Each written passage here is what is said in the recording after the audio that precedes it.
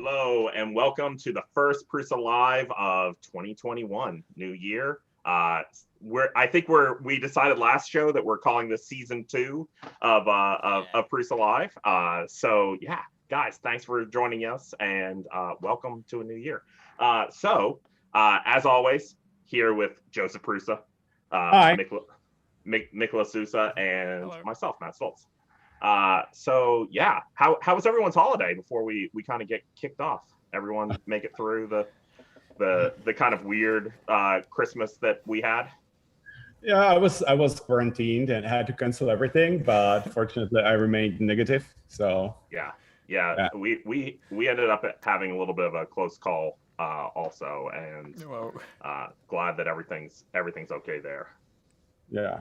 It was fine. How about you, Mickey? Yeah, it was fine. I had a negative test, so I just visited my mother and my dad, so it was nice. Great. But hopefully this year we will all get to spend the holidays with the people that we love and get to have an outrageous party to welcome 2022.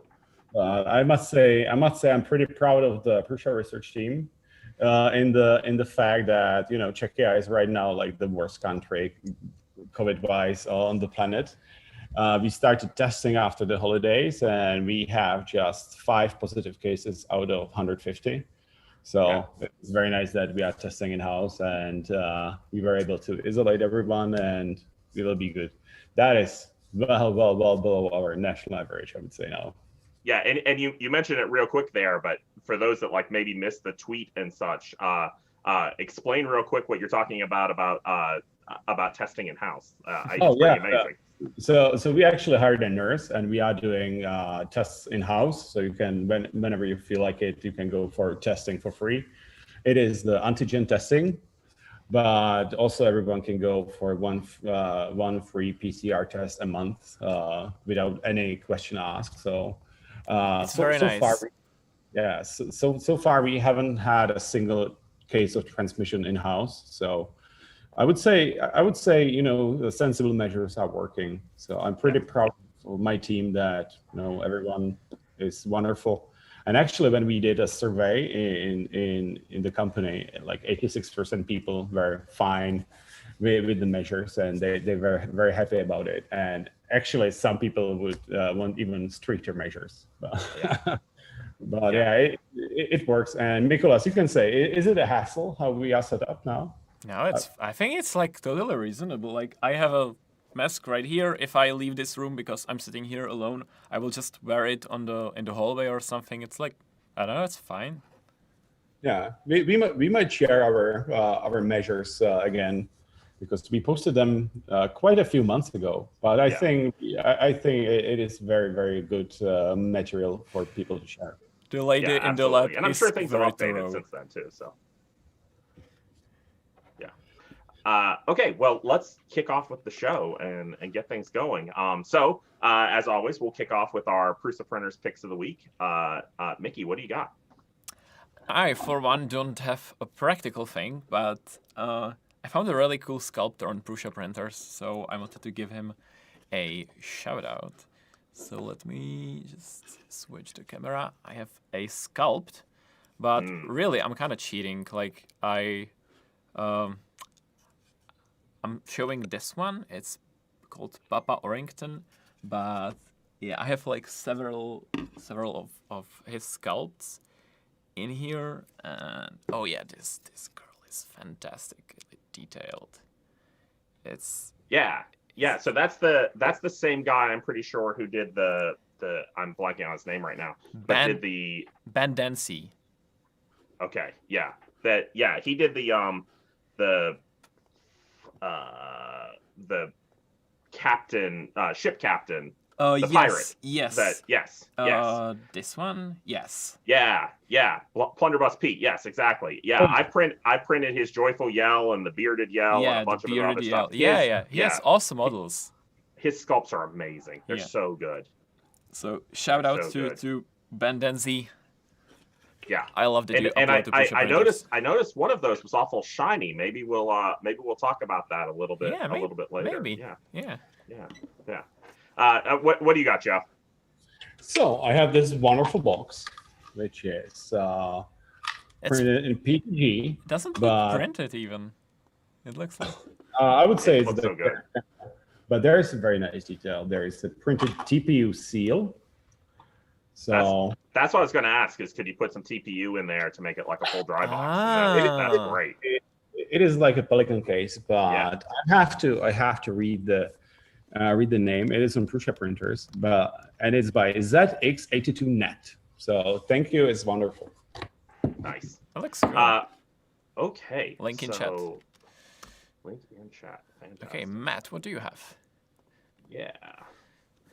So I have this handy, nifty mount that mounts a Wisecam, and the Wisecam, see if I can pull it back out. It's a little tight fit, stiff, but it's fine. Yeah, the Wisecam, there's a little like chamber in there, and the Wisecam just slides right into it.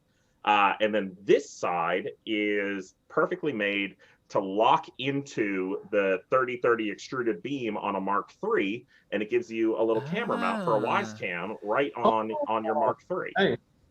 Nice. And this is by Artem. And yeah, I think it's a super useful little print. So you can do time lapses using the Wisecam, or you can turn on the video and be able to monitor your prints. But yeah, you don't need any extra hardware. It prints supportless. It has a nice little chamber for like running your power cable through to do all your cable management. It's a slick little useful print. And it has like a built-in twisting mechanism, the Wisecam? So the Wisecam has like a little twist and a little, so you can change the angles. That is so that's awesome. You can totally point it exactly where you need it. Nice. Yeah, exactly. I like it. That's what I've got. Cool. All right. So speaking of Prusa prints, and especially useful prints on Prusa printers, we have a new contest that we just launched today. Yes. So the new contest is Let's Get Organized. It is all around organizational objects. So as you see here, a place to hang your keys, storage boxes. This was a storage box that was that we featured, that was in the recycling, the Prusament spool recycling contest. But we're looking for anything that you can use to, get cleaned up, get organized, get your life in order. So it's a new year, right? And we're all packing up all of those holiday decorations, and we're all kind of stuck in the cold inside of our house, or not all of us, but a lot of us here in the Northern Hemisphere are stuck in the cold, and it's a great time to make organizational objects. I'm still looking forward to see what comes out of this one. I love practical prints. Yeah. I asked a couple different groups of people. I said, hey, what do you guys think would be a good idea for another Prusa contest? And cool. Organization kept coming up over and over again. I was like, okay, this is what the people want. Let's do this. The people have spoken. Yeah. But there's one thing. When I tweeted it, someone asked if British people after Brexit can apply, because right now we are not shipping into UK, so it will be probably fine by the time we announce winners. But we're not shutting down the contest until February 27th, so we've got almost 2 months there. Yeah, but I'm thinking about telling something about the Brexit situation, because I see some questions almost every day. So basically, it's fine. Everything should be sorted quite quickly, but we are waiting for a response for a paper we had to fill out. We had to print it out, fill it by pen, scan it, and send it by email. Oh my God. Yeah. What year is it? So we are waiting on the response. So hopefully it will be quick. If not, we will try to find some other ways to get the stuff to you. But this is bonkers. Yeah, we have been getting a lot of questions in the Discord of people saying, when are you going to ship to the UK again? When are you going to ship to the UK? Seeing a lot on Twitter also, when are you shipping to the UK? Unfortunately, it's not really on us. We're doing everything that we can to move things forward, but we promise you that as soon as we can, we will start shipping to the UK. We miss you guys. So yeah. How is shipping out of the UK? Is everything fine there, or is it just as problematic? I mean, E3D is our supplier, Oh, true. but we pre-stocked. But Okay. you know, it is like shipping with any other country. If you are business to business, Yeah. If you are business to business, it's quite easy. We have customs brokers, so they just process everything for us, and we just pay the import tax. Yeah. So we will see, but I think that the customs agents are quite overburdened now. Yeah. So we will see how it goes. But yeah, we have plenty of stock. You know, when we sense something is coming, we stock up. Because of that, we didn't have to stop production when the COVID broke out, because we had 3 months worth of stock on our hands. So right. So it's definitely not going to affect our ability to produce. Yeah, that's great. So if you want to know more about the competition, check out the blog post that Mickey pulled up. And yeah, it's running until February 27th. You enter via PrusaPrinters.org, and you have a chance to win a Mark III's Plus kit, which is a great little prize. And there's some other prizes out there too, some more Prusament and things like that. It's literally on the homepage of PrusaPrinters. You cannot miss it. Yeah. I don't think I need to paste the link in the chat. Right. Yeah. If you go to PrusaPrinters.org, it's the top bar right there. Is all about the contest. Okay. So, Mickey, may I ask you something? You have some shiny objects behind you. What is that? Exactly. Do I? So I was having kind of a really good time watching the stream chat before we actually started streaming. You know, discuss like, what is this? Like, is it like, you know, is this ultramarine blue PG and those are just new PG colors? Like, could be, but it's not. You know, so what is it? Is it polypropylene? It's not. So this is PVB.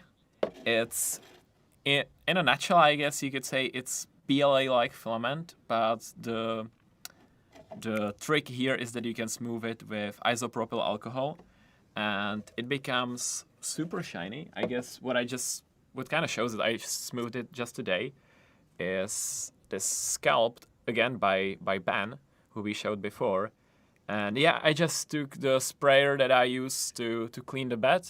And I sprayed this with IPA a few times, maybe 5-6 rounds, so that it starts melting. And yeah, it just becomes really glossy. First of all, like really quickly, and then it starts melting the detail. But that really kind of like smooths the surface. And I do have to call out one of the first people when I popped into chat. They got it right, the stream ever started. Yeah, one of the first guesses I saw was for PVB, and I was like, "Oh, does someone have the inside, or did we mention it? I don't remember." Like, yeah, I was impressed. Oh, they are good. The chat was awesome. It was like, so is it new PG colors? And someone in the chat was like, but they said new material. Maybe I am taking it too literally, but that would mean something different, something new. And they're right. So I've also tried, I thought it would be kind of cool for miniatures, and I don't really have that many prints yet, but this thing is tiny. It's like, I don't know, two coins tall, maybe like a match or something. It looks pretty smooth and cool when it's moved with the IPA. And yeah, I have a bunch of things in here, like the trick that the Prusament guys used is they really like 0.8mm nozzle with this, because basically the taller, the more see-through it gets. So this ways is like super transparent. You can, like on the webcam, I guess, barely see where the edge is, right? Like which part of my head is inside. So this is super clear. So, and we are actually starting to sell 0.8 nozzle with this, and we are providing profiles for 0.8 nozzle. Nice. So it should be up in next few days. So hopefully in last few weeks or months, the thick nozzles are the hype. So I think a lot of people will be happy to be able to easily try it, because it works also on other materials, not just PVB. That's a nice side effect that now, because of PVB, there will be profiles for big nozzle in Prusa Slicer. And also, if you want to go for like 1mm nozzle or something, I guess it will be easier to port a profile that's closer to that nozzle size. So that's nice. Yeah, So, I can't wait to see what Tom Filament Frenzy does with this PVB with a big 1.5 nozzle on it, and yeah. Chet is asking how much does it cost? That's a good question. The polymer is a little bit expensive, so It is. yeah, the spool will cost the same as PLA, but it will be only half a kilo. So basically twice as expensive as your normal Prusament PLA. Yep, but Yeah. I mean, I wouldn't print everything from it, but it's cool for if you have the use for it. Like Right. the orange, because it's translucent. Look at how shiny, how vibrant it is. That fluorescent and translucent Yeah. orange is just magical. It's really good. Like yeah. this is not as super saturated, still pretty quite a bit, but like the blue and the orange, they're like really nice. And I have even this. Guys, I just realized that we are like one of those segments on the cable TV when they are trying to sell you like. If you order now, you will also get. Oh my God. Welcome to the Prusa shopping channel. Yeah. I can see her. I can hear know. Horst Fuchs. And you will get a discount. Well, that's actually not a bad idea, but it would take time to implement. So Yeah. the next lunch. And the Yeah. chat would crash the eShop in like 2 minutes, I imagine. Yeah, so if it's not smoothed, it's, I guess, more matte. And, I mean, still really nice. Now the thing that's worth mentioning on PVB, we were talking about the 0.8 nozzles and printing thicker layers. A lot of that thicker layer has to do with having some room so that as you smooth it, there is space for the material to be removed. But PVB is really nice for smoothing. It's much easier to print than ABS. A lot of people still wanted to print in ABS so that they could acetone smooth, but the PVB prints more like PLA and smooths with isopropyl, which is much safer than smoothing with acetone. But it is not the best material for mechanical projects. Oh yeah. Which is fine, because really, if you're looking at like these smoothing applications and things, you're probably looking at models that are more just for looking at than for functional prints. So. And really, the chat is on fire. Like someone Adam is asking, is it hygroscopic? Yes, excellent question. It is. So it's a really good idea to store it in a bag once you stop printing with it. With some silica gel or something, because over time it will absorb moisture a little bit. So yeah. And what's that fancy little bag you got there, Mickey? Yeah, so this is if you order something, you will also get no, okay. I'm going to poke my ears out. Okay, yeah. So we also have like this sample package with all the PVB colors. So you can order this and you can try if you like the colors and which maybe you want to order or something. I think we should totally do that with all Prusament. Like we should keep a running like order samples of every color of Prusament like collection.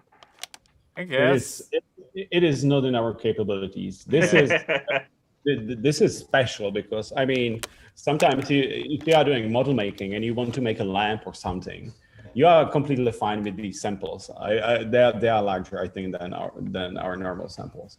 But in the way we are stormed with the orders and we are limited in space, it is impossible for us to do this for the samples. But in 2020, we actually sold 500 tons of Prusament. Oh my God! Wow.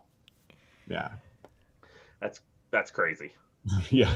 So we are trying as hard as we can to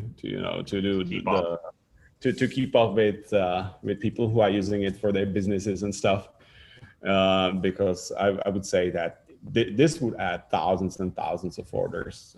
We had to ship and it would have to go through the company, and we are just not ready for that. It is like a lot of manual work for someone to wind those and cut the zip ties and put it in a bag. It's like maybe someday we'll figure one day, it out. yeah. So when available, like soon, maybe tomorrow. We'll see, huh? Just, I guess, check our Twitter and watch out for our eShop for those to pop up. And there will be like an article, like I'm sure you have a million more questions, like, I don't know, what about temperature resistance, all the mechanical properties and everything. We will have an article releasing on the blog as soon as it's available that will hopefully sum up all the information about PVB. Okay, so yeah, we've got a guest with us today. So today we are joined by my friend Paul Paukstelis. I hope I got that last name right. It's a tricky one. Hey, Paul. Hello. Howdy, Paul. How are you guys doing? Hi. So Paul is a professor of chemistry and biochemistry at the University of Maryland, and he uses his Prusa to make models in the classroom. And I thought it'd be great to have a teacher come on, a professor come on, and talk a little bit about how 3D printing is kind of influencing what he's doing in the classroom. So biochemistry, this makes a lot of sense, right? Like it's dealing with a lot of like little things that are really hard to see. So making models that are beyond shish kebab sticks and foam balls makes a lot of sense, right? Exactly. And it's not even necessarily that they're small. One of the things that having a 3D model lets you do is that it gives you a tactile interaction, and it automatically makes it 3D, right? Like if you think about it, I don't know how many people in the chat have taken a chemistry class or something, but you often get put into a situation where, you're drawing out structures of things. You're drawing them out on a two-dimensional surface, right? You're drawing a carbon here connected to this oxygen, connected to this hydrogen or whatever. But really that's a three-dimensional molecule that you're putting there. And so by 3D printing or building models of them, it lets students actually see what they look like in 3D. And that ends up being a real fundamental part of chemistry. Chemistry as a whole, and then really specifically for what I do, which is biochemistry, that's how everything in biochemistry works. It depends on the structure, and it depends on that 3D structure. I always loved having the like physical models of molecules when I had chemistry. Like it's fun, it gets boring like a class after time. So anything kind of that spices it up is nice. And yeah, it's much easier to like remember the shape when you build it with your hands, I guess. Yeah, and back when I took these classes a long time ago, that was a requirement. So when you took something like organic chemistry, you had to buy a kit that went along with that. Okay. And over the years, and I'm sure it's different, like many different places, but that's kind of dropped out of favor. And I think part of that is to some degree that we have molecular visualization software. So it feels a lot easier that, you give them a computer program and you give them a model and they just look at it on a screen. But again, like this idea of having a tactile interaction with it, I think, touching it, manipulating it, moving it around is a pretty strong way of learning. And, it definitely is. I have so that's that's been the approach that I've tried to take in the classroom, is to actually have things you can give to students to both learn from, and in some cases, like, with an exam, I'll give them a model and they have to answer questions on an exam using a model that I give them. Cool. Yeah, we have so Mickey had just pulled up the DNA construction kit that we had featured on the front of PrusaPrinters. And yeah, here's a capsaicin molecule, sorry. Yeah. So I do lots of just little things like that, but the DNA building kit is the one that I don't know if you can. Oh, you're still screen sharing. But I'm gonna. Yeah. Oh wow! So, oh wow! Okay. Yeah. So that's the DNA model that's there, and this was actually something that was used in a classroom. I don't know if you can see. There's a little tag on it from the students who actually put this together. So this was a class. A colleague of mine, Jason Kahn, that's awesome. teaches a class on nucleic acids, and so I developed these models, and it's a way to get the students to, again, it's like a tactile interaction. They're going to touch it, but they're going to actually put this whole thing together. So their level of understanding, has to be much, much higher than just looking at something.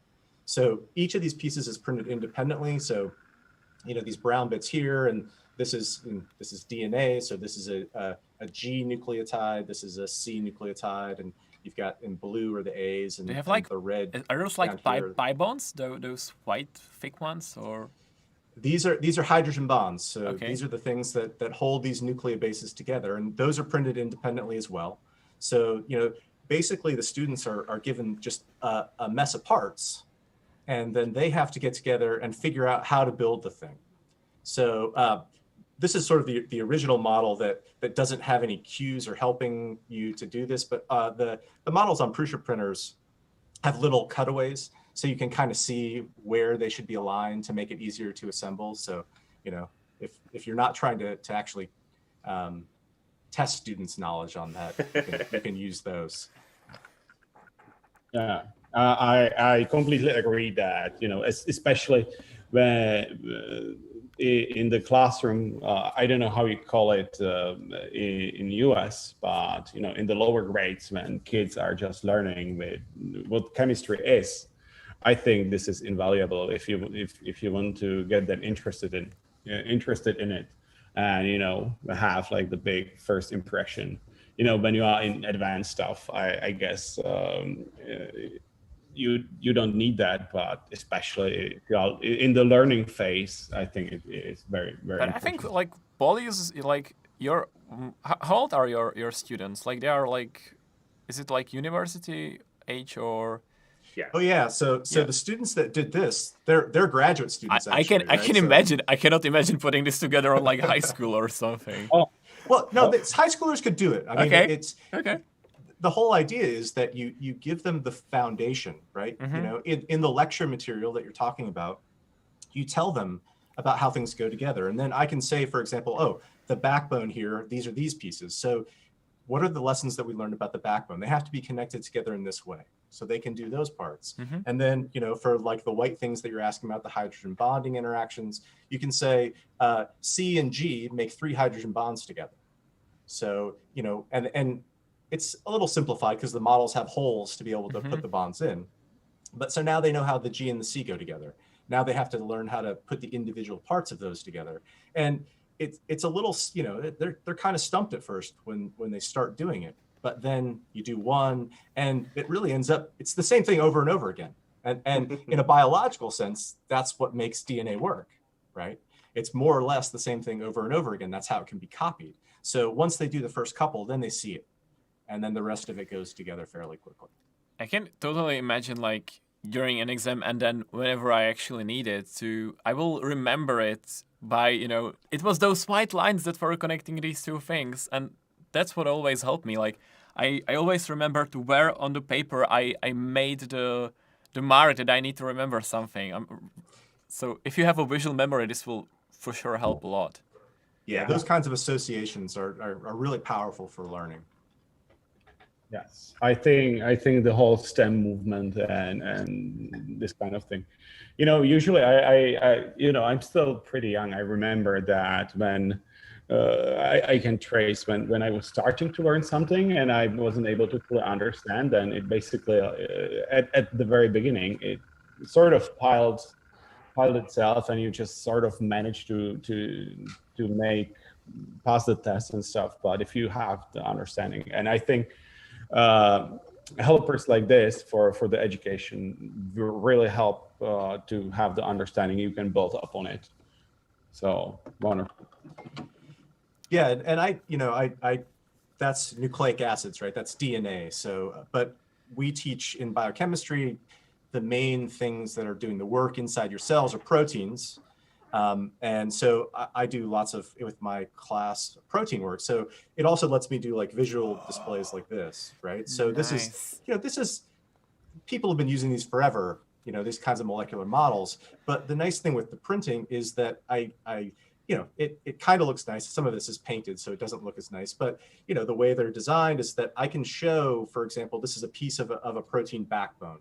And we teach things like protein folding and how it works. And so I can like rotate these things around. we describe the structure in terms of things called dihedral angles in this backbone. And I could like right now teach you guys what a dihedral angle is with this in like 10 seconds. So there are 4 repeating atoms in this backbone. Mm-hmm. And if I take this one atom, and I'll see if I can get it aligned well with the camera, we can rotate around this bond right here, right? And so if I align this so that we're looking at this bond, we can describe the angle of rotation of that bond, looking here, as between these 2 light blue atoms as the angle between these right here, right? And so then I can show this to the students. We even have like little 3D printed things we can put up here, and then that lets them estimate the angle. And so then you can go on, you can do other ones. There are other dihedral angles in this. And so with the more advanced students, I teach them this with the model. They get to look at it on the computer. And then I've got small versions, which they then can manipulate and do all of these. So one of the things that I've done is I have like a group project where, and this is like sort of on a voluntary basis because it's a fair bit of work, but all I do then is I give the students a list of angles for this. And you print a whole bunch of these, and then there's little connecting pieces, so you can make them as long as you want. And then we get together, and with their list of angles, they have to go through, they estimate all the angles for this, put it together in a certain way, and then we can put it all together to make a full protein. Oh my God. How long did it take you to build that one? From all the individual pieces, it took us like 3 hours. So that's good. Yeah, it wasn't too bad. I mean, they started off with having the pieces by themselves, so they could work with them first, and so that kind of sped things up. I can tell you that we would definitely take longer to build that. Well, and yeah, go ahead. Sorry. I was just going to say we're not graduate students in biochem either, so. So we are having like a pilot project here in Czechia that we are basically giving away printers to schools. We can do this locally, and they can keep them for free if they produce some sort of educational tool, something similar like this. But I would say mostly much simpler. And what we found out actually that some of the school tools like this you can buy, but for especially for smaller schools, or if they are using it once or twice a year, it is like prohibitively expensive. But when you print it, it is just like couple of dollars, pennies, right? I mean, it's depending on the scale that you're working at, but I have a class of 150, and I can print individual things for that class to work with for like, I mean, individual parts, obviously, it's pennies each, right? It's almost nothing. So I'm very happy about this aspect, and we are trying to build a model of the educational tools like this from this project, and share it with people, and maybe it will be very helpful in some poor countries or some remote countries, because what we found out from my years of experience in 3D printing, actually in some remote villages in Africa, somebody donates them a 3D printing and material, and they are just very handy in using it, and this is just another way to make it a great resource for them. And I think you've hit on a really important point, which I kind of talked about with Matt at some point before, which is that's actually one of the, at least from my perspective, that's one of the biggest challenges with 3D printing or using 3D printing in education, is that most people like me, professors, don't have any kind of knowledge or background on how to use it. So they don't really know how they can use it. So they kind of need resources put forward that are, here's sort of a lesson plan that goes along with this, where here are models that you can use to be able to illustrate these sort of points. And that one Thingasite thing, they had an educational sort of component at one point, but I don't think it really went anywhere. So having some kind of resources for that and putting all this together in one place would be very useful. Yeah, and I was actually going to say this is something that could easily kind of fold into the the Prusa printers like maps of users that we could we already have something out there where if you're looking to get a print made, we can help connect someone that has one of our printers with someone who has a need. We might be able to kind of switch that just even a little step further to kind of highlight educators looking for educational models, which I think a lot of people would be very interested to say, yeah, I've got a teacher in town and they don't have access to a printer, or they might have a broken one. I'd be more than happy to print that for them. That is a wonderful idea. And I think, this year we learned that people just love to help with 3D printers. Yeah. And I will say, like, one of the more rewarding experiences that I've kind of had through the years of doing 3D printing was the times that I have gone into classrooms and shown 3D printing to students and helped them out. So I definitely think that there's a potential there of connecting our users and our audience with educators who could use these exact tools to take things a little bit further, or a lot further. So yeah, super cool. It seems that it's not only about money, right? Like even if you had all the money in the world, that folding protein model, like you made it better than, I assume, like some very expensive kits, because you knew exactly what you needed, and so you just created your own for your specific need. Exactly. Well, the models that I've made, I've tried to make them in a way that they could be useful for people doing other things. So this is not for any specific protein, right? I can, the next time I do this project, it'll be a different protein, but they can still use the same models to fold it up and to make it and get the same lessons from it. But yes, you can get exactly what you want when you're making the models yourself. Yeah. So, and what? Go ahead. When did you find out about 3D printers? How long are you using them? Oh, well, I mean, I've been kind of tangentially following 3D printing for a long time. I was like reading Boing Boing and things like that back when they were just sort of being mentioned a lot. But I didn't get a 3D printer till I think it was 2014 was I got the first printer, and I wasn't planning on doing it for any type of educational stuff.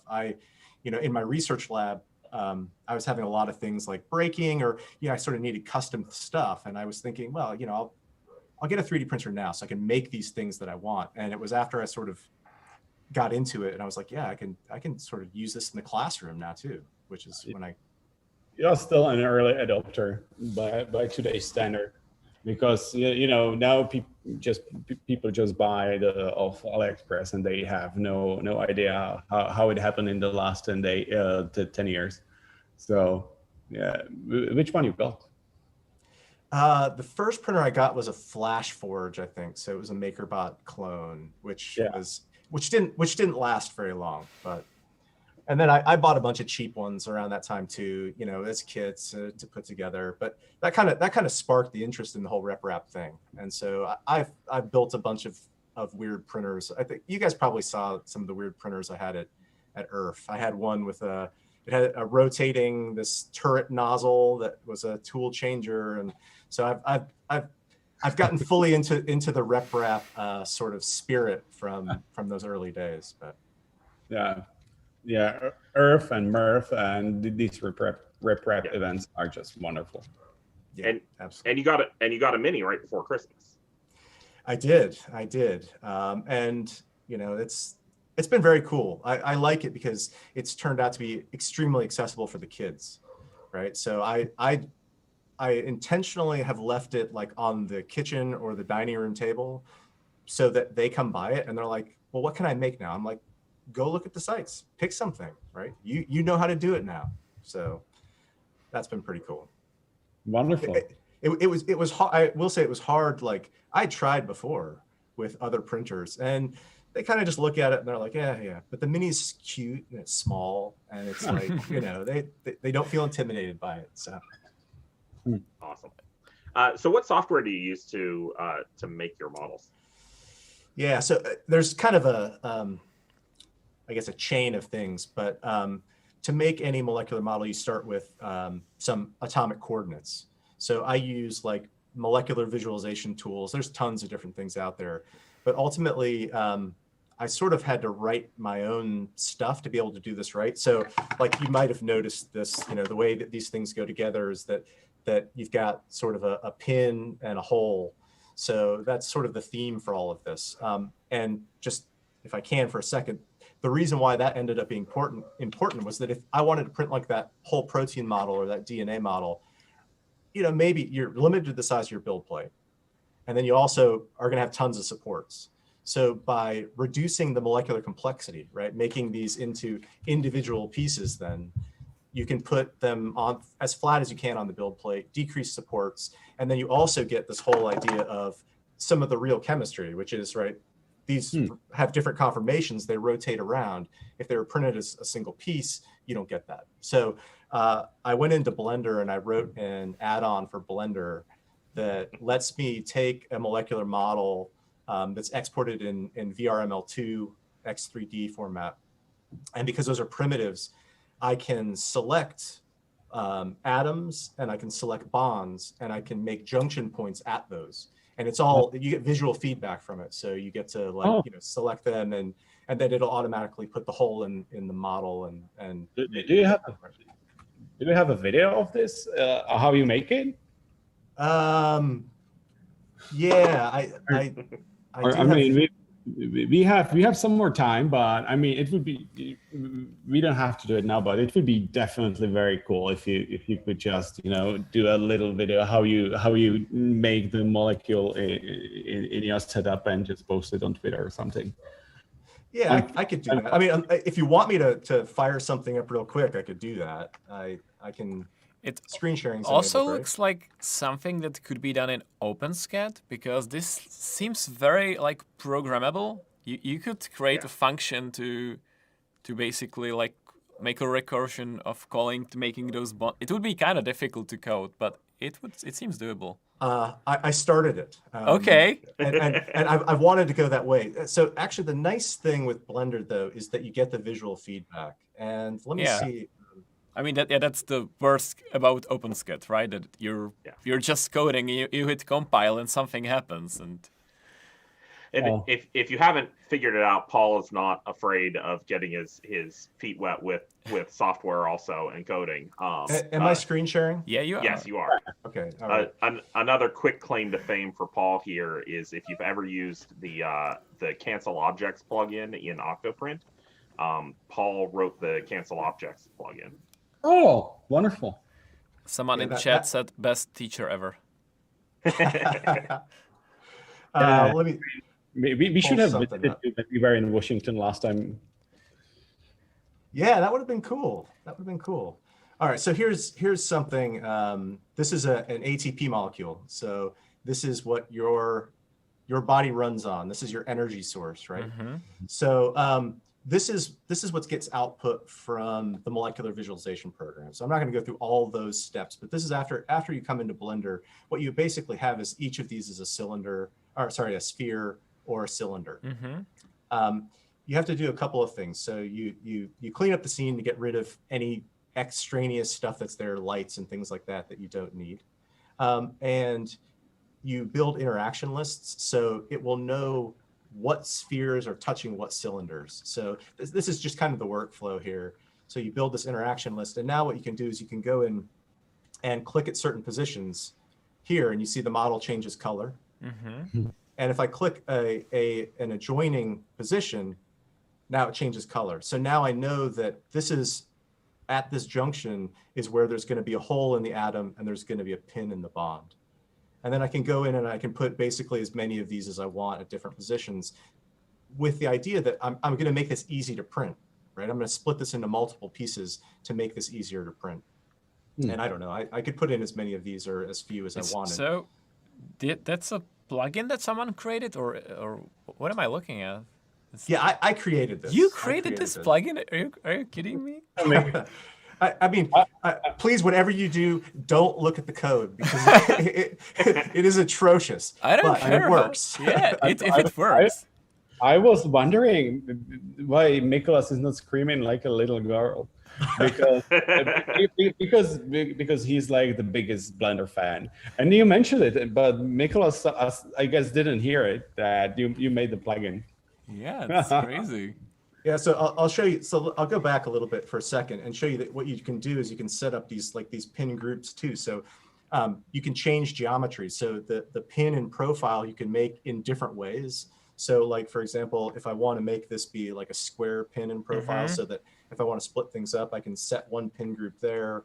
And then let's say that for this one, I want to, I don't know, make it have 7 sides. I can set another pin group there, and we'll just do one more, make it cylindrical. So I assume this does like some booleans on the background or something, right? To create the pins. Yeah, well, yeah. So you actually have to go through. Yes, exactly. It's a lot of operations. Yeah.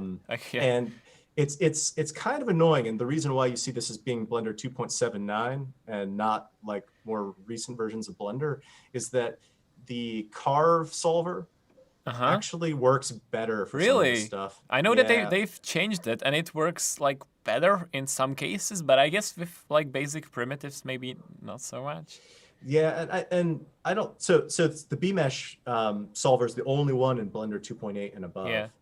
And so I like to use the carve solver for something. So let's see. I don't remember if I set that pin group or not. Yeah, I must have. So then you just click this pin and join button. And now we should have individual models. Right? Oh, these are kind of shortened. I have some things set up, but they're right. And then there's the it's a little bit slow here. Sorry, my mouse is. No, but that's really cool. And I also put in a little bit of all right, come on. To try and get better orientation on the build plate, I put in like a convex hull basically to be able to try and flatten, which I think is what you guys have in Prusa Slicer as well. But you can just hit this floor all button, and it'll look for a best orientation. Right. To put those on the build plate. So if you do like the twisting connection, do you just make like a, I don't know, 30 sides pin or something like that? Yeah, you just make it cylindrical so that it's easy to turn. Okay. Yeah. So I can stop sharing that now. That was super cool. Yeah, really Very impressed. Cool. Yeah. Thank you. Yeah, that is awesome. And yeah, we thank you for coming on and sharing all this with us. Yeah, thank you very much. Yeah, I definitely. Sorry if I blabbered a little bit. No, it's absolutely perfect. And I for one feel like I learned something, and I'm sure the audience did too, which is great. I feel like we will definitely have to have you back on at some point to discuss more of these things and such. It's been really great. I would absolutely love to. All right. Well, thank you, Paul. Thanks do you guys so much. have anything else? All right, cool. We will talk to you later. I'm putting link for Paul's models in the chat. Yeah, awesome. That was super neat. I didn't realize that he had that Blender plugin that would What? Yeah, right. So cool. So cool. Okay, so we should move on and discuss our every show PrusaLive contest. So this is the PrusaLive Show Us Your Prints. Oh yeah. Yeah. So we didn't have as many entries this past week, and I think some of that had to do with the holidays, but we still had some great entries. But yeah, make sure to send us #PrusaLive, and you could on Twitter, and you could potentially win some Prusament. So who do we have this week, Mickey? For the third place, we have Alan Zofer with this really cute Mandalorian diorama, I guess you would call it. And that is super cute. So I have a confession to make. I finally finished Mandalorian, and it's as good or better than anyone said. It's just wonderful. It's awesome, right? Like, I guess this would be controversial, but I think it's the best Star Wars. I'm not outraged by it at all. And I mean, that is Jon Favreau. Yeah. Jon Favreau. He's the first Iron Man. Same guy, right? Yeah, he's our Lord and Savior of Star Wars, because I couldn't care less about Star Wars after the new trilogy, but he just made it all like exciting again for me with Mandalorian. Rogue One is still my Rogue favorite. One is awesome, yeah. Yeah, so that's by Alan. Pretty awesome print. So moving on to second place, we have Dr. Renegado or Asa Hessam. This is just a lovely Really print cool. of a sculpt by David Eastman. Mm. And that is, David is known for like supportless and just these perfect sculpts that look really great even when printed. Tons of details. Yeah.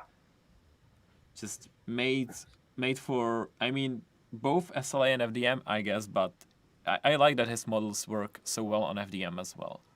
Yeah. And I haven't seen a lot in the color fab cork fill. That filament looks great. Yeah, I was going to mention it, that I haven't seen it for a while. Yeah. Being used in the wild. You know, I think like the use of the wood filaments and this and similar stuff kind of faded away in last few years, but this is wonderful. Yeah, they're cool. This is it.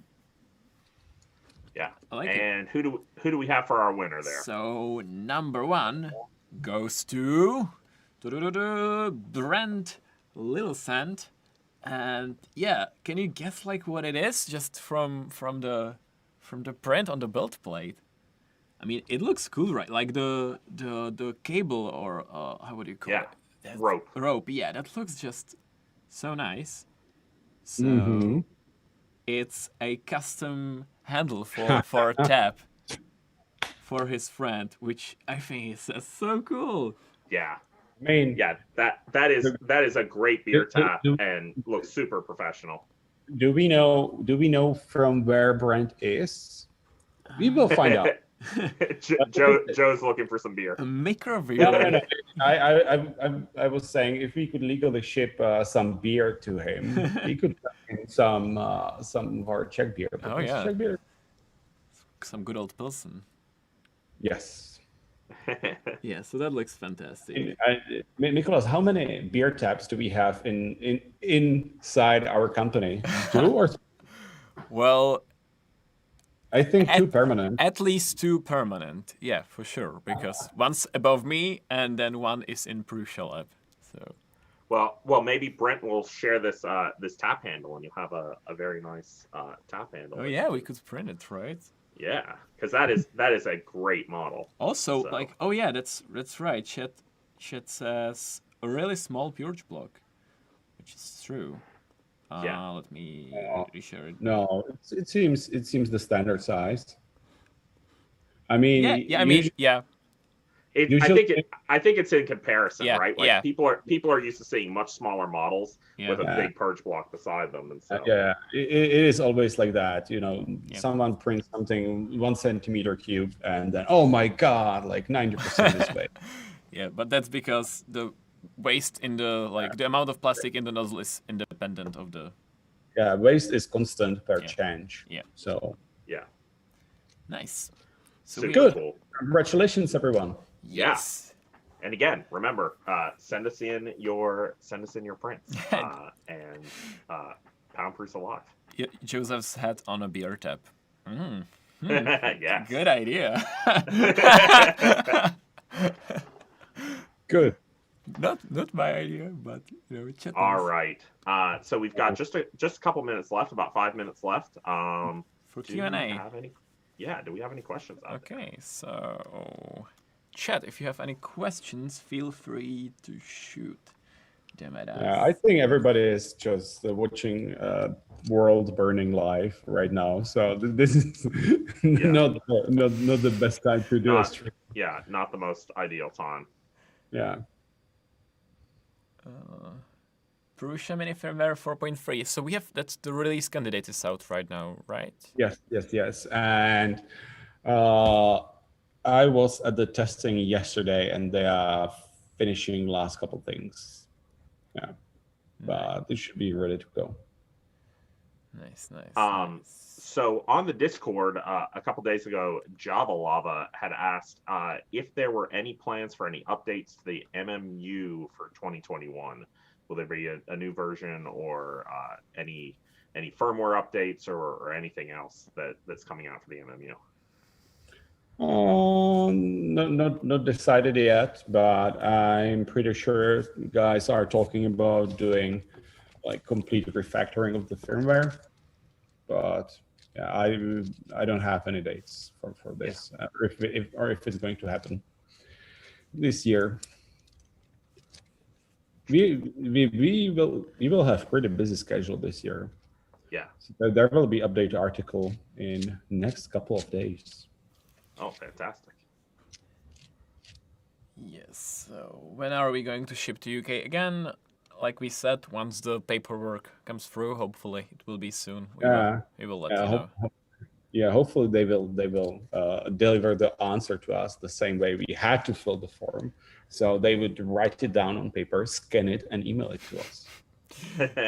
Oh yeah, injection molded parts for the Mini. Yes, so like Joe just said, he wrote a new article, and I managed to take a sneak peek at it. And I believe you talk about that too, right?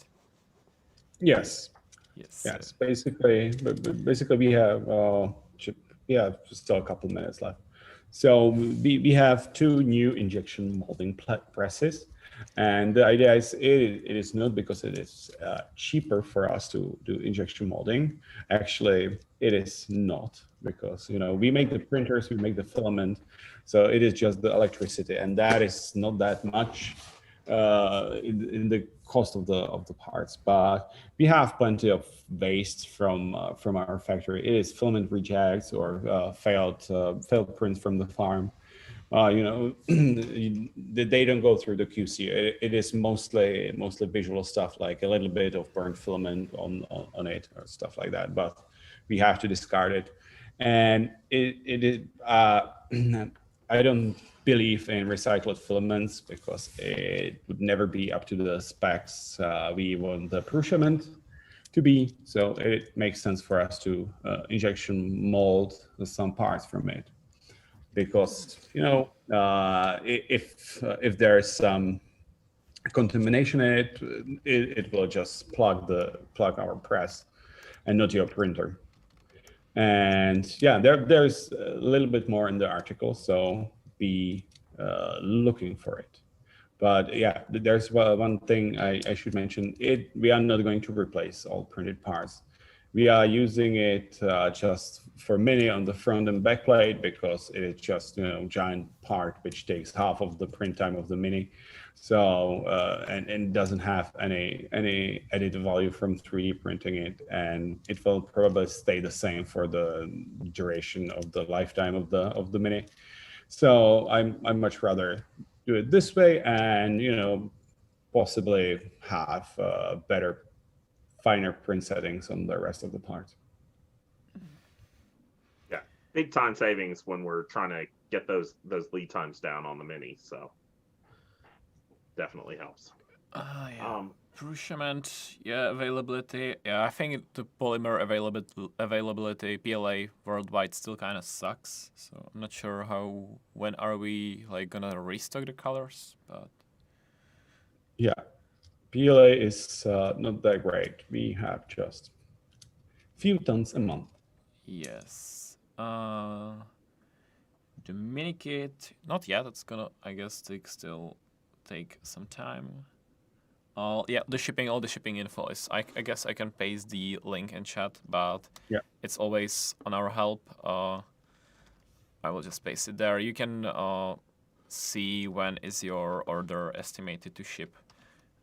I guess especially important for the minis where there's quite some lead time after Black Friday now. Yes. Satin sheets eventually in stock as well. Yeah. I think you can set a notify in the eShop. Yeah, pretty sure. So if you do that, you will get a notification once it's back in stock. Yes. One question that keeps coming up is about the going back to the front and back plates of the injection molded mini is and someone asked it again.